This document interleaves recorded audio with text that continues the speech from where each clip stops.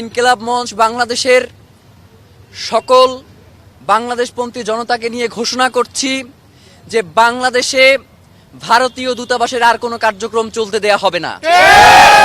দীর্ঘ 17 বছরে বাংলাদেশের স্বাধীনতা সার্বভৌমত্ব যেভাবে দিল্লির কাছে মাথা নত করেছিল, তারা এখনো সেই প্রচেষ্টা চালিয়ে যাচ্ছে।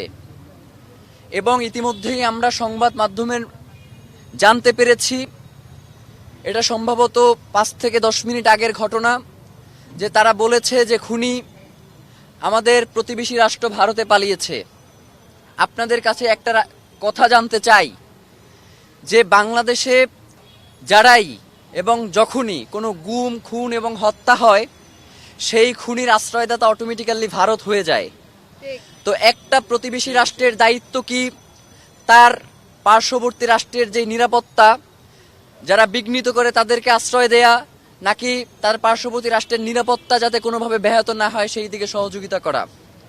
আমরা ইনকিলাব মঞ্চের পক্ষ থেকে আপনাদেরকে জানাতে চাই, যদি সত্যি সত্যিই ভারতে এই খুনি পালিয়ে থাকে, তাহলে যেন অতি দ্রুত বাংলাদেশ সরকারের পক্ষ থেকে ভারতকে আহ্বান জানানো হয় খুনিকে হস্তান্তরের ব্যাপারে। এবং এই ব্যাপারে যদি ভারত অসহযোগিতা প্রকাশ করে, তাহলে ইনকিলাব মঞ্চ বাংলাদেশের সকল বাংলাদেশপন্থী জনতাকে নিয়ে ঘোষণা করছি যে বাংলাদেশে ভারতীয় দূতাবাসের আর কোনো কার্যক্রম চলতে দেয়া হবে না।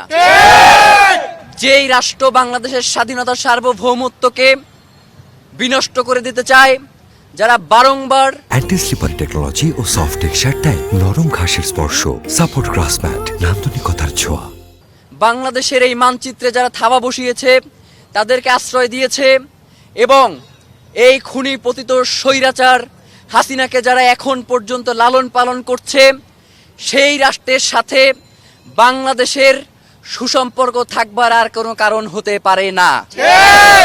আমরা বাংলাদেশের জনগণ হিসেবে আপনাদের মাধ্যমে বহির্বিশ্বের যারা আছেন তাদেরকে একটা বার্তা দিতে চাই যে আপনারা অতি দ্রুত বাংলাদেশের স্বাধীনতা সার্বভৌমত্বের ব্যাপারে যে আশঙ্কা দেখা দিয়েছে এবং বাংলাদেশের সার্বভৌমত্বকে যারা বিভিন্নভাবে বিনষ্ট করার চেষ্টা করছে, বহির্বিশ্বে যারা রয়েছেন, আপনারা অতি দ্রুত এই প্রতিবেশী এই আধিপত্যবাদের যেই শক্তিটা রয়েছে, যারা বাংলাদেশকে অকার্যকর রাষ্ট্রে পরিণত করতে চায়, তাদের বিরুদ্ধে আপনাদের জোরালো কণ্ঠস্বর আমরা শুনতে চাই।